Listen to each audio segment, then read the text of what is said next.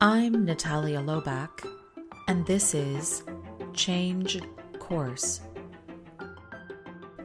What drives you? Why does change affect some organizations more than others? This has been one of the central questions that I've wrestled with a lot over the course of my change career. And I've found that there are certain organizational phenotypes, culture phenotypes, that have a harder time with change. And this is where the practice and the application of theory can get really interesting, but then also where you might have to think about or bring in a few other ideas or tools or areas of practice to help you understand what is really happening. One of the places where I started doing the most of my change work was in government organizations and in healthcare. In Canada, healthcare is a public service, and so we have government administration really running the show here. So it tends to feel more like a government organization than in other countries where healthcare is delivered by private enterprise or, in some other way. So a lot of public service organizations have fairly stable workforces, and they have a certain phenotype or certain personality type of employee who might be attracted to work in this type of an organization. Take something completely different as an example. So if we look at high tech, we look at startups, we look at highly volatile, highly adaptive organizations where there's very low security, where every single day looks different, there's a certain type of person who gets attracted to that kind of a workplace. And so change in a government organization versus a high-tech startup can look totally different. Completely different. And where you see some organizations excelling and rapidly changing all of the time, you kind of wonder, what's going on here? Why is this so different? Now, if we take the elements of connected change and we look at the power structures, influence, the interpersonal relationships, group dynamics, we look at history, story, and culture, some of the truth lies in the culture piece. One part of culture is how the organization comes together. So culture is going to be in part driven by the purpose of the organization. And I've talked about this in previous episodes, but you're definitely going to see an alignment in the culture that you're seeing expressed in the workforce. You're going to see an alignment with the purpose of the organization. At the same time, you also have cultural drivers and characteristics of the organization that are going to attract a certain personality type of employee into that organization. So I recently came across a tool which I thought was just fabulous to help and tease this apart and help understand this a little bit more clearly. So I'm going to put the link on the website. There is a quiz and it's called Leadership IQ, What Motivates You? And when we look at the 5 different types of motivation that this quiz and that, this site, Leadership IQ, identifies, we have achievement, power, affiliation, security, and adventure. So if we look at those motivations, and okay, as an aside, I did the quiz and yes, I got the one that I thought I would get. So no surprises. You shouldn't be surprised. But there is a really valuable analysis that they did where they looked at inside organizations, or like in the population writ large, what proportion of people fall into these motivation, quote unquote, categories? So your achievement, like people who are motivated by achievement, that's about 31%. So like what is achievement? Achievement is I set out goals and I achieve them. I learn things. I do new things. I do them well. I get rewarded. I get promoted in the organization, that kind of stuff. So like the typical career track stuff that, organizations and HR departments shill on a regular basis. Achievement. Many of your evaluation structures inside organizations, PDPR or PDPC cycles, are focused on achievement orientation. And fair enough. I mean, it makes up about 31% of the population. It totally makes sense. We also have affiliation, 33%. So for the people who are like, the social relationships at work don't matter to me, that's nice for you. But for 33% of the people in the population, affiliation is a large driver. Feeling part of a group, feeling like you're achieving things together, feeling like you have strong connections in your workplace. Maybe you're not best friends with everybody, but you do have social connections, social cohesion, achieving things together, feeling supported and cared about and valued, important. Like your work is important to the contribution of the organization. Your work is important to your colleagues. Affiliation. So between achievement and affiliation, we're at about 64%. So that's like a large majority of the most of the people who come into organizations. Yeah, and if you're looking at an organization that is very much like just your general population, sure, you're going to see that distribution. What we see, though, is if we have some imbalance, or what I see personally, is if we have some imbalance in these other categories, that's where we start to run into some challenges around change. So, adventure, security, and power. Security is an interesting one. This makes up 20%, your general population. So what is security?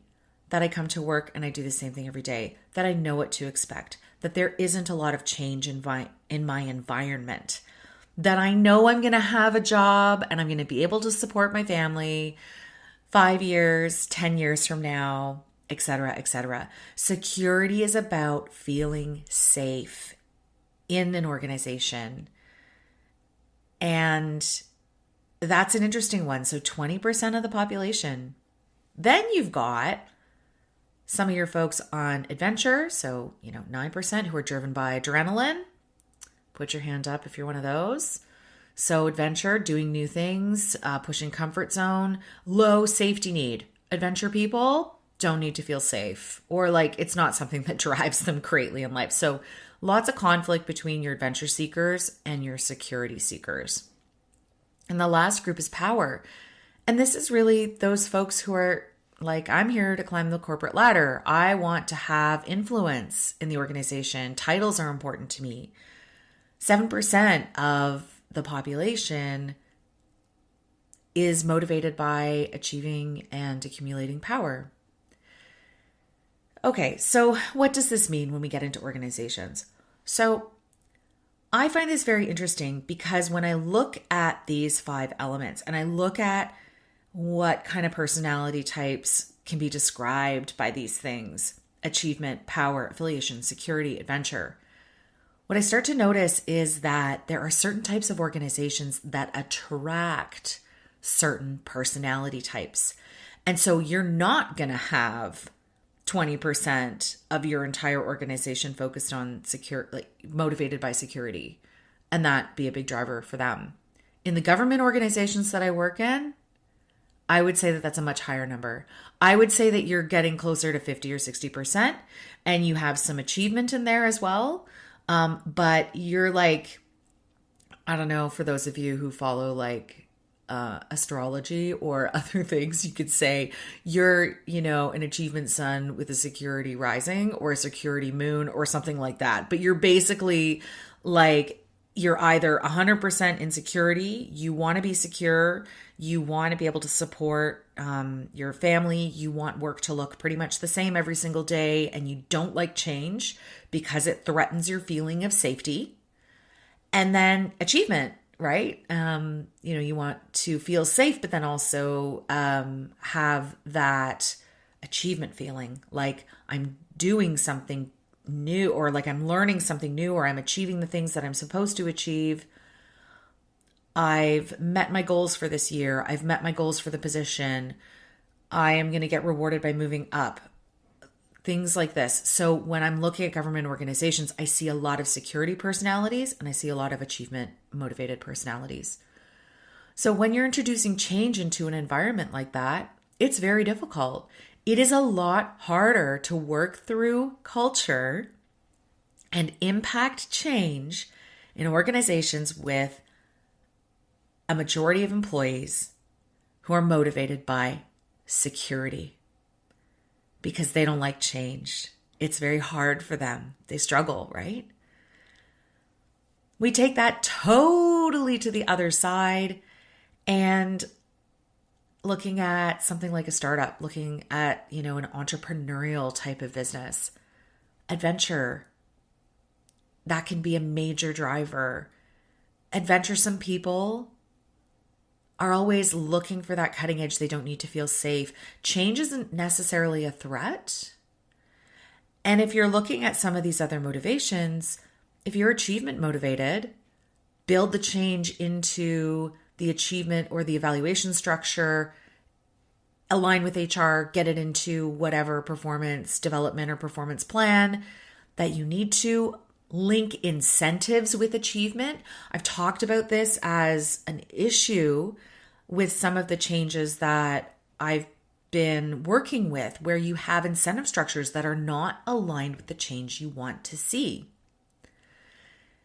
And there's where you start to see how different types of organizations attract different people. A startup, a entrepreneurial business would be very hard for somebody who values security because there are no guarantees. You don't know where you're going to be from one day to the next. You have no idea what your work is going to look like next week. Where that's really exciting for some people, others find that extremely stressful. So I am going to link the article from Leadership IQ that gets into these details a little bit more, as well as the quiz. Do the quiz. It's super fun, and see if you come up with what you think would be your main motivator. And I'm interested to hear from you in places where you've had trouble or you've had challenges implementing change. What kind of employee personalities, motivators do you see coming forth? Are they high achievers? Are they achievement driven? Do you have a large group of people who might be driven by power, affiliation, security, adventure? What is the majority population that you're working with in your organization? And then how are you tailoring messages about change? How are you tailoring that change opportunity to speak to people with different motivations in that community or in that organization? And how can you understand how to present or to talk about that change with somebody who is affiliation oriented versus achievement oriented versus security oriented or power or adventure motivated? So I thought this tool was really interesting and really helpful, and it certainly helped me describe and articulate why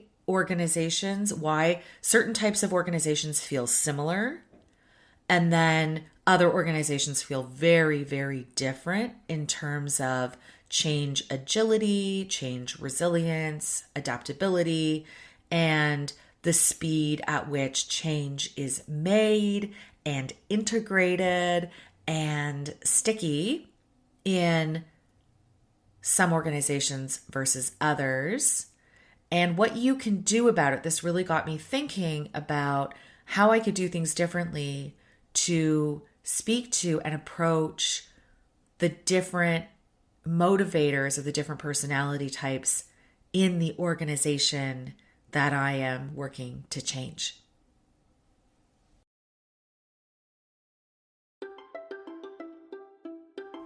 Thank you for listening. If you liked what you heard, I invite you to like, share, rate, and subscribe because it helps others find us. Change Course is brought to you by Charthouse Advisory Services and ConnectedChange.com. Our music is Levity by Emily Clausen. Show notes have moved. We're now at ConnectedChange.com. So visit us there under the Change Course podcast page, and you'll find a list of all the resources that I've mentioned here today.